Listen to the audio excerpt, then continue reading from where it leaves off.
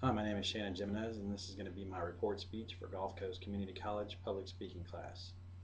Today I'm going to speak to you all about the history of the fire service in the United States.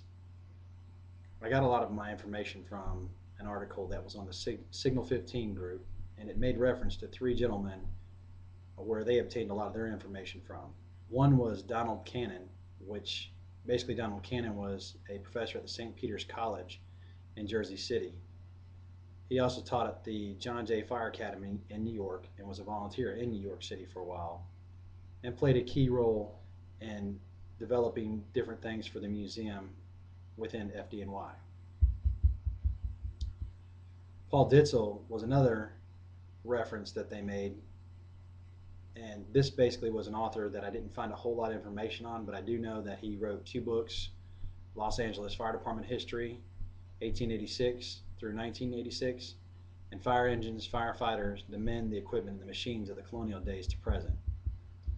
The last gentleman is Dennis Smith. He is a retired 18-year New York City firefighter and best-selling author. Also, he was the founding editor of Firehouse magazine. Two specific books that he wrote were Report for the Ground from Ground Zero and The Story of Rescue Efforts at the World Trade Center. So I believe these to be credible sources for this article that I'm going to discuss with y'all today. Basically, the years before the fire service was even founded, protection of fire, protection of the fires that were throughout the cities and fire prevention practices, towns were left vulnerable to fires, the spread of fire or fatalities. The destruction and loss of life due to fire made many settlers scared to establish residency anywhere. Eventually, the fire service was established and new laws and regulations were created to help protect not only residents but also store owners. Although you'll hear a lot of different people saying that the fire service started here or started there, I believe it to have started in the northeastern part of the United States based on the information and based on the research that I've done.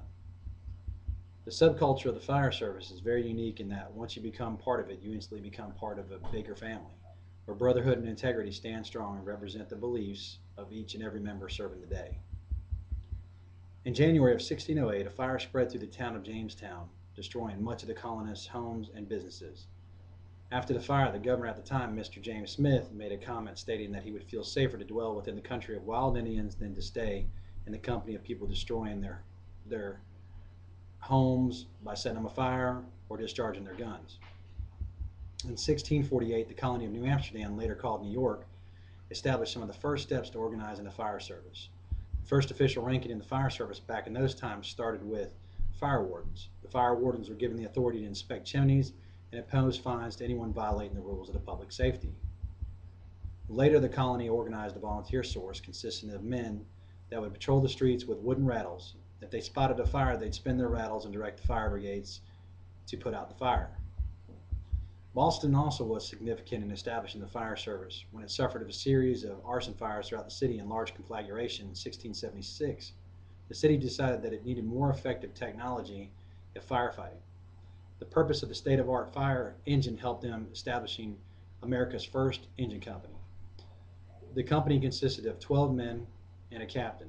The captain's name was Thomas Atkins, and he was remembered as the very first fire officer in America.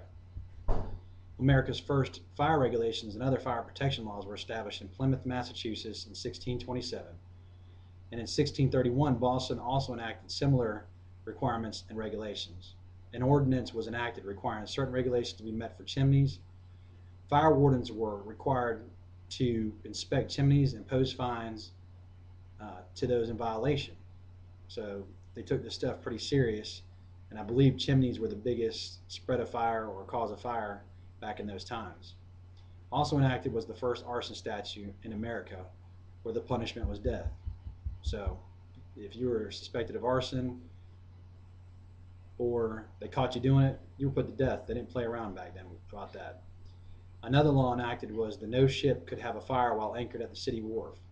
The laws were enforced by water bailiffs, and for mutual protection in Boston from fire, a law provided for 4 6 long ladders, 4 strong iron hooks attached to chains and ropes to be hung outside the meeting house, and a tank built for a source of water.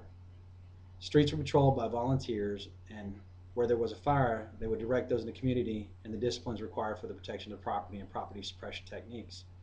So basically, even if you didn't know how to fight fire, they taught you right there on the scene.